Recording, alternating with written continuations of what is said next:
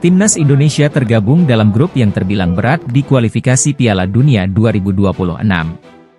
Penyerang Garuda, Marcelino Ferdinand mengaku tak ambil pusing soal hal tersebut. Indonesia telah lolos ke ronde ketiga kualifikasi Piala Dunia 2026 zona Asia. Kemudian, seusai melakukan pengundian, Indonesia masuk di grup C. Dalam grup tersebut, terdapat tim raksasa Asia yang sudah berpengalaman main di Piala Dunia.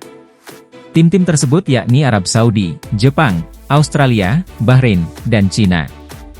Hanya Bahrain yang belum pernah lolos ke Piala Dunia. Dengan melihat lawan-lawan tersebut, wajar jika tidak banyak yang menjagokan Indonesia dan diprediksi bisa jadi lumbung gol tim-tim yang kualitasnya jauh di atas tersebut. Apalagi hanya dua tim teratas yang diambil untuk bisa lolos langsung ke Piala Dunia 2026. Walaupun berat, Marcelino tak mau ambil pusing. Menurutnya yang bisa dilakukan Indonesia nanti adalah tampil semaksimal mungkin demi memberikan yang terbaik untuk pendukung. Dia meminta rekan-rekannya untuk tetap fokus dan tak terpengaruh hal-hal di luar lapangan. Ya, kami hanya fokus di tim kami sendiri.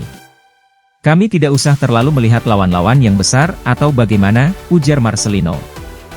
Dengan fokus di tim sendiri, itu bisa membuat kami lebih baik dan lebih percaya diri di pertandingan, lanjutnya. Indonesia bakal memainkan 10 partai di ronde ketiga kualifikasi Piala Dunia 2026, 5 kandang dan 5 tandang. Laga perdana adalah melawat ke markas Arab Saudi 5 September. Dua lawan di grup sempat dihadapi Indonesia di Piala Asia 2023, yakni kalah 1-3 dari Jepang dan 0-4 dari Australia. Kalau bisa menang semua, kenapa tidak, demikian Marcelino.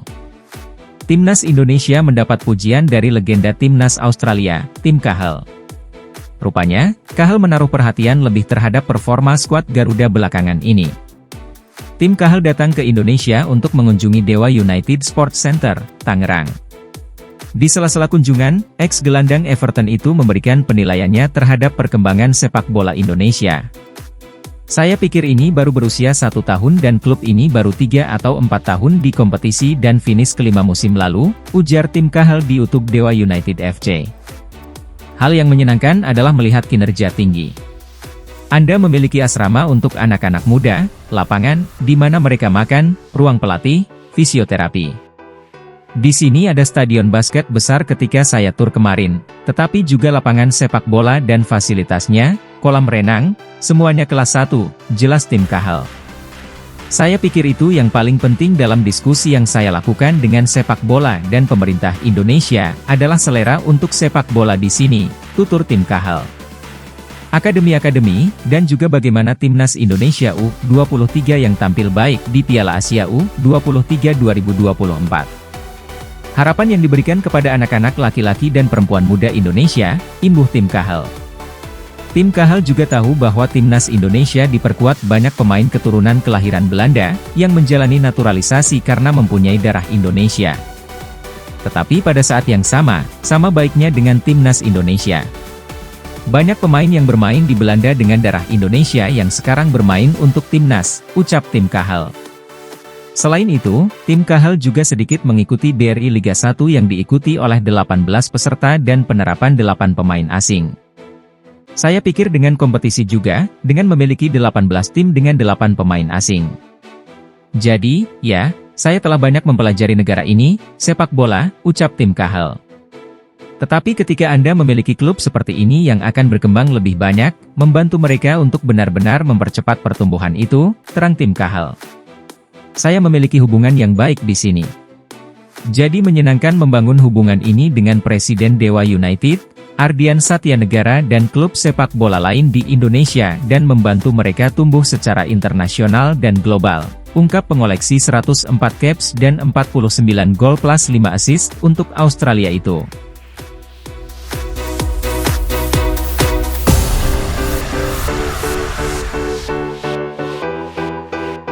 Timnas Indonesia tergabung dalam grup yang terbilang berat di kualifikasi Piala Dunia 2026. Penyerang Garuda, Marcelino Ferdinand mengaku tak ambil pusing soal hal tersebut. Indonesia telah lolos ke ronde ketiga kualifikasi Piala Dunia 2026 zona Asia.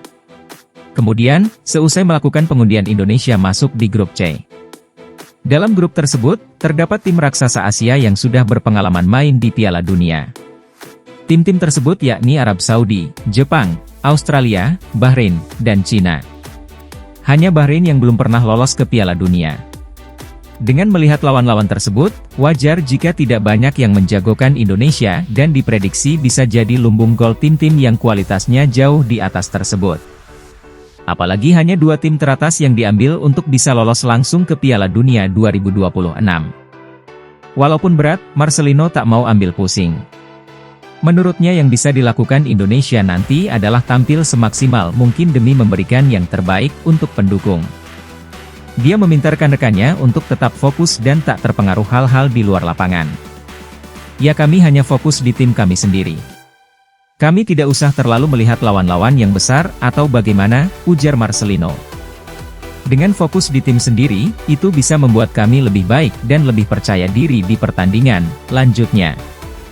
Indonesia bakal memainkan 10 partai di ronde ketiga kualifikasi Piala Dunia 2026, 5 kandang dan 5 tandang. Laga perdana adalah melawat ke markas Arab Saudi 5 September. 2 lawan di grup sempat dihadapi Indonesia di Piala Asia 2023, yakni kalah 1-3 dari Jepang dan 0-4 dari Australia. Kalau bisa menang semua, kenapa tidak? Demikian Marcelino.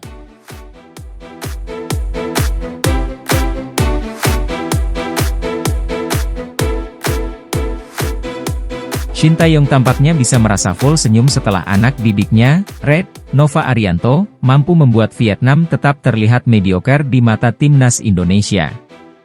Setelah bertahun-tahun lamanya timnas Indonesia kerap kali berada di bawah bayang-bayang Vietnam di sepak bola.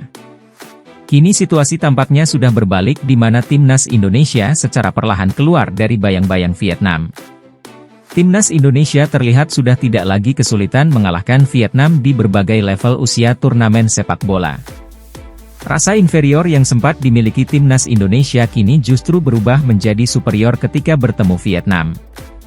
Teranyar, timnas U16 Indonesia melahap Vietnam dengan skor telak dalam perebutan juara ketiga Piala AFF U16 2024. Berlangsung di Stadion Manahan, Rabu, 4 Juli 2024, kemarin, timnas U16 Indonesia membantai Vietnam dengan skor 5-0. 5 gol timnas U16 Indonesia dicetak Zahabi Goli, 45, dan 79, Daniel Alfredo, 74, dan 83, dan Dava Zaidan, 45-3. Kemenangan pesta gol atas Vietnam membuat timnas U16 Indonesia menyandang juara ketiga di Piala AFF U16 2024. Gelar juara ketiga seakan menjadi obat pelipur lara bagi timnas U16 Indonesia setelah gagal ke final Piala AFF U16 2024. Lebih dari itu, kemenangan telak tersebut juga seakan mempertegas dominasi timnas Indonesia atas Vietnam. Ya, timnas Indonesia secara tidak langsung kembali mampu membuat Vietnam terlihat seperti tim mediocre. Tercatat dalam 4 laga terakhir melawan timnas Indonesia di 3 ajang berbeda, Vietnam selalu kalah. Apesnya lagi, kekalahan yang diderita Vietnam saat bertemu timnas Indonesia terjadi tanpa bisa mencetak 1 gol pun. Sebelum kalah memalukan dari timnas U16 Indonesia dalam perebutan gelar juara ketiga di ajang Piala AFF U16 2024. Vietnam tercatat sudah kalah 3 kali beruntun melawan timnas Indonesia tepatnya pada level usia senior. 3 kekalahan beruntun terjadi sejak awal tahun ini ketika timnas Indonesia dan Vietnam bentrok di Piala Asia 2023. Tepat pada matchday kedua babak penyisihan grup, Vietnam kalah tipis 0-1 melawan timnas Indonesia. Gol tunggal yang dicetak Asnawi Mangkualam lewat penalti menjadi pembeda hasil laga Vietnam versus timnas Indonesia.